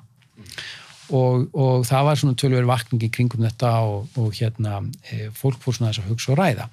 og svo hefur nú ýmislegt komið upp á sem hefur valdið því að þetta bæði tafist og bara skegg þessu og allt þetta og nú síðast eru þessar verksmiðjur að leggja upp laupana og verða ekki ræstar og það er kannski ekki alveg sami skortur á rafmagni en ég er alltaf býð eftir því að það komið þá einhverju aðrir orkugjafar. Ég held að við munum ekki þurfa að vera standi í svona miklu jarðraski í framtíðinni. Það er að fara að koma, ég meina sólarorkan og við sjáum batteri í kapasitet. Jú, ég hef engar ágjörð því. Manni finnst, ég veit ekki, maður vil náttúrulega ekki alveg, manni finnst þetta einhvern veginn og búið að vera í svolítið langa tíma svona úreld pæling, sko. Að það er einhvern veginn, nú verður að gera virkjun hér til þess að búa til vinnu fyrir fólkið. Það er komið árið 2020, sko. Það er fullt að leiðum til að búa til vinnu.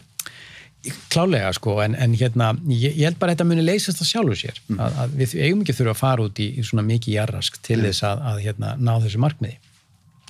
Þannig að við höfum svona verið svolítið að vekja athygli á síðan með þessum greinaflokkum og myndum og öllu að svona hvað Ísland er fallegt og hvað þetta er gott land og við þurfum að passa upp á viðkvæma náttúruna, hvað sem það er mosin eða heilu firðirnir sem þeir eru að grafa upp eða hvaðina. Það sem hefur samt alltaf verið ofarlega í huga mér, sem tengist það aftur inn á þessa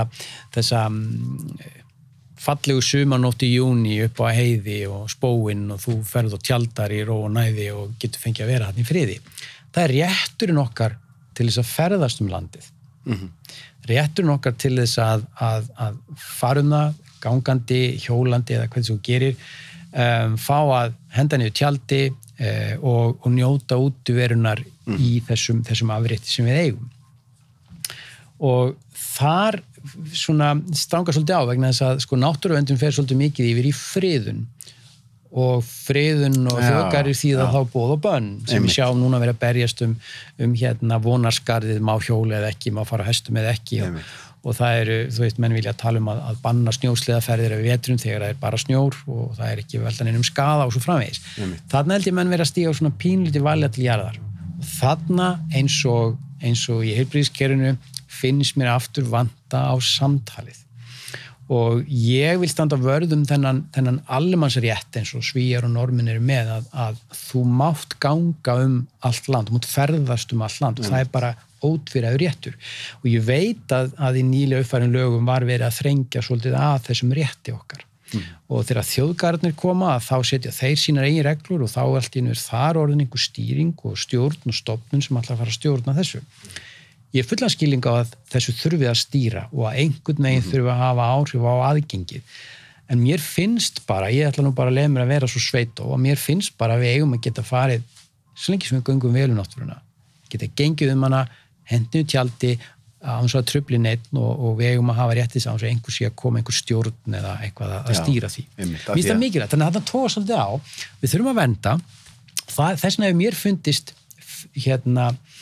friðlýsingaleiðin eins og við gerum með friðland að Fjallabaki sem þýðir að það er ekki virkjað, þetta er frátekið fyrir allt slíkt, en það er ekki þjóðgarðsstofnun.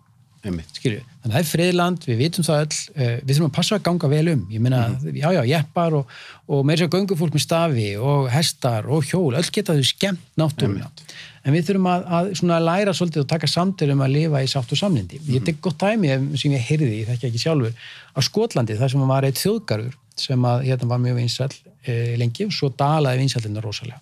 Þá fór að koma þangað fjallahjólamenn sem fóru að hjóla með þetta og það var allt vitlaust og þjóðgarðsverðir og allir fóru bara í einhvern stríð og það var allt fundið þessu til foráttu. Þangað til að menn sá að þetta var nú kannski ekki rétta leiðin, breyttu þessu, buðu hjólreiðamenn velkomna, hönnuðu stíga í gegnum þjóðgarðin fyrir hjólreiðafólk og fyrir aðra og svona bara buðu alla velkomna og þetta er vinsælasti þjóðgarðurinn í dag. En það er má hjólaðar, skilur bara sem dæmi. Þannig að þarna þurfum við svona aðeins að finna þetta svona meðal. Já, maður vill náttúrulega, þetta er svona eins og ég er allan að það, ég er rosalega mörgu, þá vill maður einhvern veginn, þú veist, það er sjálfgefið, þú ert ekkert eitthvað upp á hálend á Ísland að henda rusli eða rót upp einhverju, skilur þannig að svo framalega sem við erum öll með heilbrigða skynsemi, þá er enginn að fara að rústa neinu, sko. Og kannski er þetta líka bara partur af því, ég ætlaði náttúrulega að vera bóndir, ég hef búin að vera í sveit sko, þetta sjálfstæði og bara vera sjálfur sér nógur og sjá hann sjálfur og engar alltaf að segja sér fyrir verkum og svona og maður bara på fjöllum og við bara erum að fá að vera þar í friði og ég veit þetta kannski gammalt að sín og allt þetta og tímanni breytast en ég þannig að lega mér aðeins að halda í rómantíkurinn í mér og berast aðeins fyrir því að mér finnst það bara mikilvægt, ég held að sé margir sammála mér sko.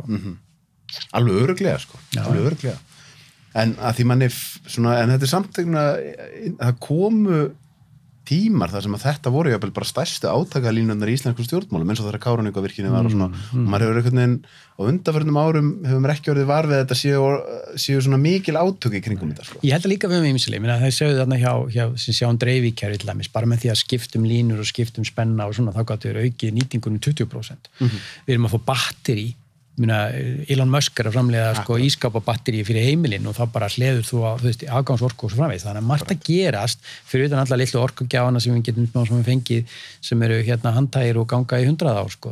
Ég var full trú að þessi þróun eigi sér stað og muni ganga hratt fyrir sig á næstunni sko. Og þar með minnkar þörfuna á að vera að raska náttúrunum mikið sko. Já, það ekki? Já.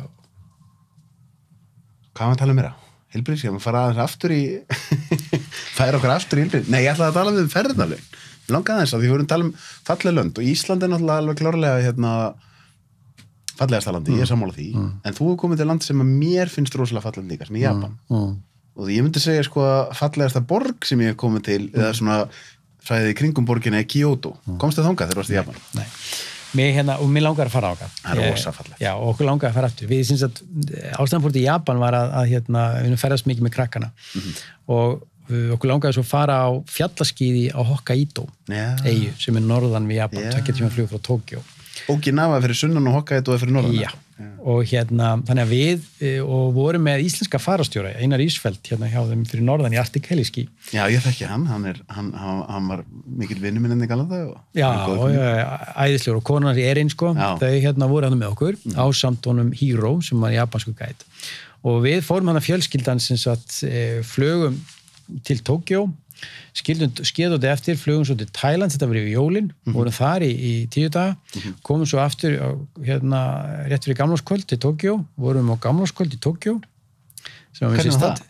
Já, við það er nú sagði sér frá því að við ég ætla bókaði á reynda að finna eins góðan sushi-restaurant sem ég fann í Imperial Palace Hotel eitthvað nýri og við helst með svona útsýni í borginni, ég ætla að horfa á flugvitasýninguna og borða gott sushi og þegar ég komið þangað, þá voru þarna allt gullkranar og eitthvað svona læti og þá voru okkur vísað niður í kjallara það var veitingastæðurinn, afloka herbyggi, gluggalaust, það þykir fínast í Japan sko, og klassískt og það satum við og borðum náttúrulega geggjaði mat og allt svoleiðis, en það var sko ekkit útsýni og ekkit rakettur, en það kom svona sér ljósa, það voru náttúrulega engar rakettur, því að þeir haldið þetta ekkit hátíð, það er ekkit að vera sko.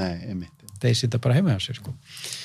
En já, þannig að þegar við komum tilbaka þá voru við þarna og síðan flugum við upp til Hokkaido og þar voru við, þá vorum við með 6 fjölskyldan mín 6 og svo voru þá 2 þjóðverjar svona meðaldra menn við vorum 8 í hóp og yngsti hjá mér var þá 10 ára og við ætlum að fara að vera þá með þeim í rúbrauði keyra á milli svona lítilli onsen upp í fjöllunum, svona svefnhús og og á nokkrum stöðum á Hokkaido-eyju það er náttúrulega þekkt fyrir mikinn púðusnjó og þarna byggum við fórum bara út úr dyrnar og á skíðin og svo bara upp í fjöllin og þetta er ekki klettafjöllin svona hrikalega brött, meira afleiðandi þessi gistni japanski skógur þetta er náttúrulega draumastæðan að skíða í passlega bratt, mikið púður tré allstæðin er samt ekki of þétt þannig að þetta var bara svona þú veist, algjörlega beyond allt. Er þetta draumur skíðamannsins? Já, algjörlega og síðan að koma og klæðast í þessa kimono-dót og sitja á gólfinu og fá matinn sko og þú veist ekkert hvað það að borða þú fær líka við bara landakort með hvað er hvar á diskinum sko til þess að átta það í það er mikil upplifun og krökkunum fannst sko Tókjó bara bera af og Hokkaido upp á þessu ferð og við höfum farið við og þetta stendur alltaf upp Japan er svo mikið öðruvísi sko ótrúlega og við varum svo heppin að elsti strákurinn minn vinur hans var foreldrar hans voru sendiherra í Japan þannig að við hann var búin að búa þarna og við fengum svona guided tour Tókjó fara þarna torgi með öllum gangbrautunum segi ég og fara í lestarkerfið og reyna eins að læra eins Því fólk líka nefnilega að alltaf talað að Japan sé svo rosalega dýrt en það svolítið mýta sko. Japan ekki dýrt og fólk talar sko. Óbúslega snirtilegt. Það það sem ég ætla enda að spyrja þig hvort þú verður ekki sammála mér minni upplifun þar. Það alveg saman sko, þú getur bókað einstjörnu hótel í Japan og það alveg örugglega að fara að vera bara impeccable sko. Og veitingastæðinni líka. Það alveg saman þú farir á einhvern bara low-key hádegistað, maturinn alltaf góður sko. Hann rosalega, sushi þarna sko, þetta ekkert líkt við sushi hérna. Nei, sko. Ég veit. Og fara, ég meina í Tókíu, þú kemur inn og hérna, já, við ætlum að fara hérna, hann fór með okkur veitingastað og þú fer inn og það eru 10 hæðir og þú getur stoppað á öllum hæðum og allstað veitingastæðir, labba beint inn á veitingastæðina, skilur við. Og þetta var bara 1 stegangur af 1000 sko, þetta náttúrulega svo fjöldi sko. En við kunnum ofslega, þetta náttúrulega sérstakt samfélag, ég vil ekki segja það. Mjög sérstakt. Og hérna svona ákveðnar átökuð etikett og annað sem maður kannski alveg ekki átt að sjá. En mér varst rosalega gaman að koma á það og hérna. Veltið sem ekki fyrir mér að því að Japan eyja eins og Ísland með mikið af hérna geothermal energy og þetta eldfjalla eyja en fólkið gæti eiginlega ekki verið ólíkara. Af því að sko við erum Íslendingur sko sem að lendir í vandræðum með síma sinn, hann vill bara hringi í forstjóra símafyrirtækisins bara strax. Já, en Japaninir eru bara hlýðnari en all og trana sér ekki fram. Sko. Þannig að ég hugsa að það væri flott að búa til eitthvað svona meðaltalaf. Japaninir getur lært á okkur að hérna, hafa aðeins meiri trú á sjálfur sér. En við mættum læra aðeins meiri, ef Tókíó væri með 20 miljón Íslendingum, þá mútu hún ekki fungera. Nei, nákvæmlega. Ég meina bara aðeins meiri aga og svona væri mjög gott í það okkur. Við erum aðeins búin að læra að standa í biðru núna í þessu COVID. Reyndar. En 2 ára setna þá tókum við svona annað kombo, þá fórum við Costa Rica, Kanada. Sól og skíði. Costa Rica land sem að er þeir ekki eitt af einu löndum í heimi sem ekki með her og svona? Jú, þeir tóku löðu niður herinn og löðu þetta allt í hérna, skóla og heilbrigðiskerfi. Gott hérna, land? Já, það var rosa gaman að koma þangað. Mjög primitíft aftur. Það er ein hraðbraut þvert í landið sko og ég var að keyra þarna yfir og þá hérna, fann ég alltaf koma í malbyggið. Ég skildi aldrei hvað það var, ég átti með að það var gati í vegriðin á milli, það var einhvern gangbraut. Í hraðbrautinu. Það er svona margt öðruvísi og aparnir utan gluggan og svona öðruvísi. En þar fórum við síðan til Kanada. Fórum úr -30 gráðum, plus 30, -30 við lendum. Og fórum inn í British Columbia í hérna Revelstoke. Það var líka frá skíða þar? Það var líka frá skíða þar. Og hérna, það var alltaf öðruvísi upplifun en líka, það er nú annar land sem að ég var mjög hrifinn af. Kanada er svona með allt þetta góðar Ameríku en ekki allt ruglið. Einmitt. Þú veist, þú sér einn löggubíl hérna á 10 dögum og svo fram í því það var skemmtilega óvart. Já, fólk tala mjög vel um Kanada. Já. Og þá var það einmitt líka þetta, þegar maður talar um Kanada þá er maður yfirleitt bara að tala um Montreal, Toronto, en þetta er náttúrulega sko þvílíkt landflæmi. Algjörlega, en þarna á vesturströndinni sko með British Columbia og Vancouver og það er Whistler, þetta er aðeins innar, rétt hjá hérna Lake Louise og Banff, kvikmyndahátíðin haldin, þetta er það rétt hjá sem við vorum, bara upp í fjöllunum sko með guide og vorum bara að ganga upp og skíða niður, æðislegt. Þannig að það var svona öðruvísi nálgun á þetta. Hvað er hérna núna? Því að þú ert læknir og tjáma núna og við erum svona búin að vera í svolítið svona hörðustu COVID-aðgerðunum. Hvað gerir þú til að halda, að því það eru margir að lenda í vandræðu með rútínuna sína, varðandi heilsu. Hvað gerir þú til að halda þér góðum? Þegar það er svona, þú veist, rákönnu hlutir sem maður getur kannski ekki gert sem að maður gerir stundum. Ég veit að þeim sem var nú verna vikina svolítið vonsvikið þegar þeir lokuðu ræktinni. Já, einmitt, ég tek undir það. Það hef nú verið, sko, ekkert launungum álega, ég hef verið viðlóðandi engaþjálfara núna einast í 15 ár, bara reglulega, og það er bara einn besta fjárfesting nokk tíma gert. Ég er bara breyskur maður eins og aðrir, sko, og það þarf að sparka mér á stað eins og öllum, sko. Já, algjörlega. Og og halda sér við efni, þannig við nota það svolítið yfir vetratíman að halda sér við. Þannig á COVID-tímum þá fann ég það alveg, fyrst þannig í mars, þá einhvern maður gleymdi þessu bara eins. Maður bara, þetta er einhvern veginn, það var sem ekki að gera og ágjöra hinn og þessu og við þurftum að loka eitthvað tíma og eitthvað svona og allt svolítið skrítið eins og við upplifðum öll og þannig að, og ég fann það bara á eigin skinni, það var ekki nú gott. Þannig að svo kemur sumarið og það var nú meira úti og svona og en núna hef ég verið miklu duglegri við það að meiri sinns og þessi þjálfara sem eru á stöðunum, nú veist að nú eru þeir allir að fara bara heim til fólks. Já, einmitt. Það er búið að taka til í öllum bílskúru landsins, grafi öll gömlu lóðin og hvað fólk á eða ekki. Ég þarf að fara að koma mér eitthvað svona, sko. Já, það er bara, það er eiginlega leiðin. Ég meina, ég vikinu persónulega, ég fari miklu meira að slökkva þessum fréttameilum sem við rættum í byrjun. Bara hætt að lesa íslenska meila sérstaklega, mér finnst þeir því miður alls ekki nógu góður, samfélagsmiðlar enn verið, þetta allt og pólarisandi. Hvað finnst þér ekki nógu gott við fréttamiðlana? Mér finnst vanta að taka báða hliðarna pínlítið betur. Já, einmitt. Mér finnst, sko, þetta verður svolítið einsleit umræða. Hún nú aðeins að breytast við svona þungin aðeins að færast. Þetta aðeins að breytast, já, rétt. Ég bind nú voni við það og kannski þurfum við ekki að taka hann akkurat núna ef að bóluefni kemur, en ég vona það svona þegar þetta aldrei yfirstaðið og við getum horft tilbaka að það verði hægt að svona taka svona sívilisera umræðum það hvernig við ætlum að snúa okkur í þessu. En ég fann það alveg bara fyrir mér að fá smittölur hérna eins og tölur í fótboltaleik sko á hverjum degi, þetta náttúrulega bara ekki fyrir nokkurn mann að hlusta á þetta og gerir ekkit annað en að róta upp og valda stressi. Einmitt. Og það má alveg deila hversu mikið við þurfum að upplýsingafundum og öllu þessu og þetta vissi enginn hvað maður eiga við, það allir reyna að fikra sig áfram og gera rétt í þessu. Við lifum upplýsingaöld, auðvitað að fá allir upplýsingar en ég meina þetta var allt og mikið upplýsingum. Já, ég sé líka bara svolítið þannig, ok, flotta upplýsingafundinir, má alveg halda þeim. Já. En ef við erum með upplýsingafundin, akkur þurfum við það þá líka í fréttum? Nú var það þannig núna. Það eina sem ég myndi detta í hug var að fara inn á COVID-síðan og segja hver maður ekki smita þær. Fínt. Ég þarf ekki að heyra alla umræðina enn einu sinni hvað það þýðir og svo framir. Við vitum það öll. Þannig að ég fara svolítið að reyna að slökka á öllu þessu áreiti í kringum sig og það eru samfélagsmiðlar ekki síður. Það náttúrulega allt og mikil svona einhver öskur grifja með pólariserandi ummælum og það má enginn hafa skoðun í dag og þú veist, allir dæmdir. Það var eins og þú segir, mér finnst það mjög jákvætt hvernig þetta að byrja að breytast, en einmitt það kom læknir og steigin í þessa umræðu sumar, Jón Ívar, og mér fannst einhvern veginn bara alveg agalegt hvernig það átti að afgreiða mannin. Já, mér fannst það líka. Af því hann var með mjög hófstilt rök. Já, en ef þú pælir samt í því, ég alveg sammálaður, mér fannst mjög gott þegar hann kom inn og stegið og mér fannst hann gerir þetta mjög vel á hófsaman átt, en þó það hefði ekki verið hófsamur, það búið í lýðræðslegu samfélagi með málfrelsi og erum við virkilega komið þangað að fólk má ekki opna munnin og viðra sína skoðanir. Hversu vel hugsaðar sem þær eru og ígrundar á þess að það sé tekið niður bara sem persóna. Mér finnst það ofslega sorglegt og ég eiginlega, eins og margir, horfum náttúrulega upp á það hérna hvað þessi hlutir hafa breyst mikið á undanförnum 9 mánuðum, en ekki síður kannski árunum undan líka. Jú. Þetta var nú, og ég hef oft sagt svona til umhugsunar sko, hvernig hefði COVID verið fyrir 20 árum og engi samfélagsmiðlar og RÚV með lokað á 50 dögum. Það mjög góð pæling. Bara hefði samfélagið verið með þeim hætti sem við sjáum það núna. Mjög góð pæling. Væri fólk jafn hrætt, ég hef svona tilfæðan fólk sé mjög hrætt. Já.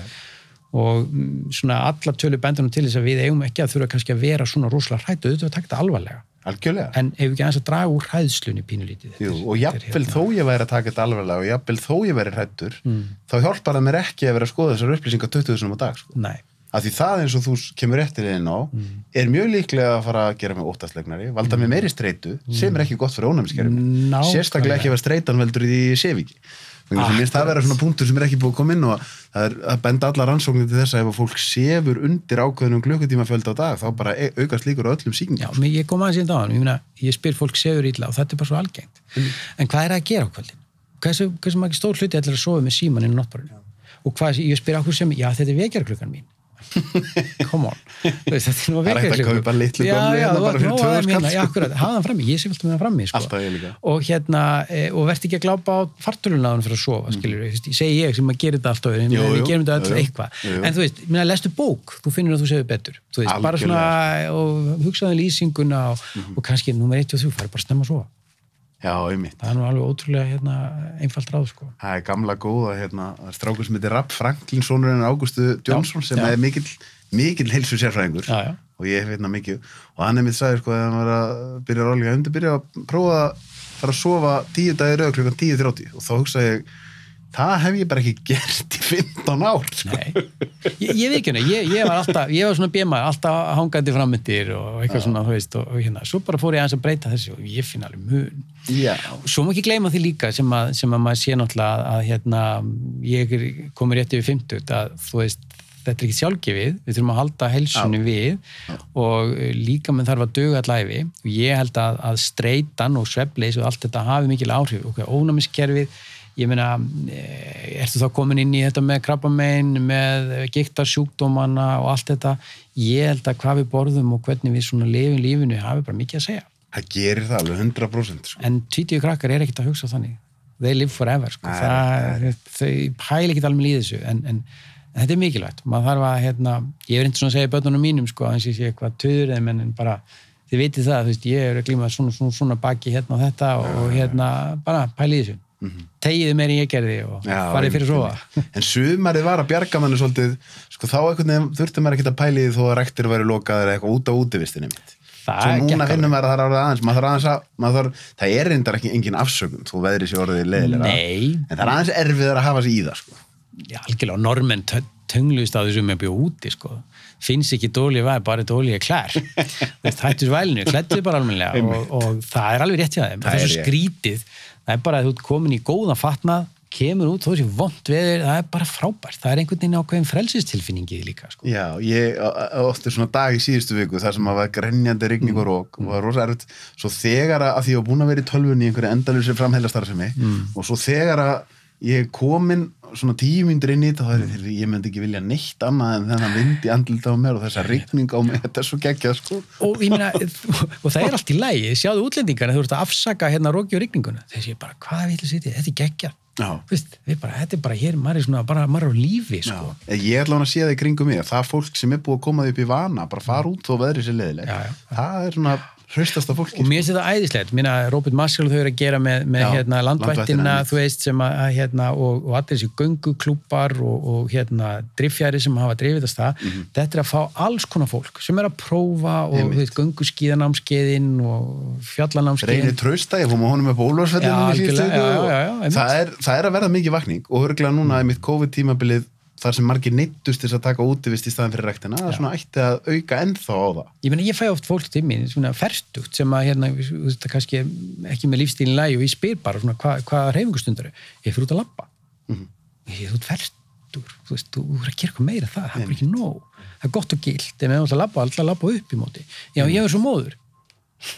Skilju, þetta er bara, en þetta er að koma. Fólk er að átta sig á þessu að við þurfum að taka á því og halda sig við, sko. En það er svona kynslóft sem ég sé í þessu sem að svona 60-70 sem er ekkert alveg upp við það. Var ekki að æfa handbolta, skilur við, eða íþróttum í skólanum og kynjaskiptingi var önnur og viðmiðin og allt þetta svona sem að var ekkert vant því að hreyfa sér neitt. Nei, mitt. Það var ekkert verið að taka neitt á því. Nei, mitt. Áttu við alltaf strega, sko. Nei, mitt.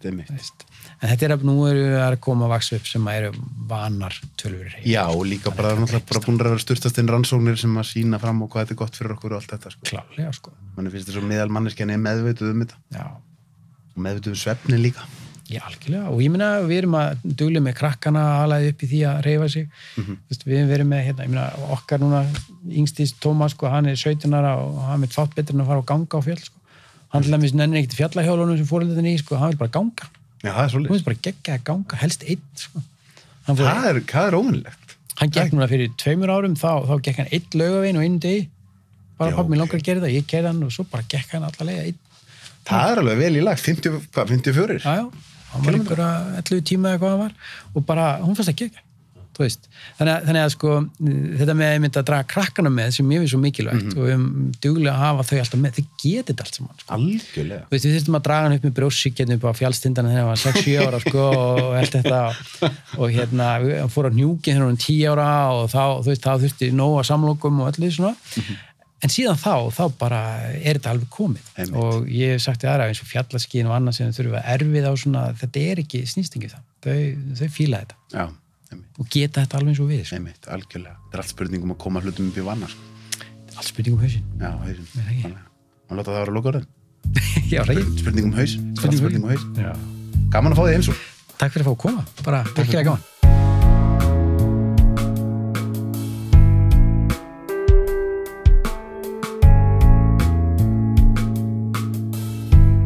Takk æðislega fyrir að horfa og hlusta á þættina mína. Ég kann ótrúlega mikið að meta það. Það eru þetta þið sem að gera það að verkum að ég get verið að halda áfram að gera þetta og mér langar að biðja ykkur, það væri rosa vel þegið að subscriba hér á YouTube rásina mína eða á Spotify eða podcast appinu.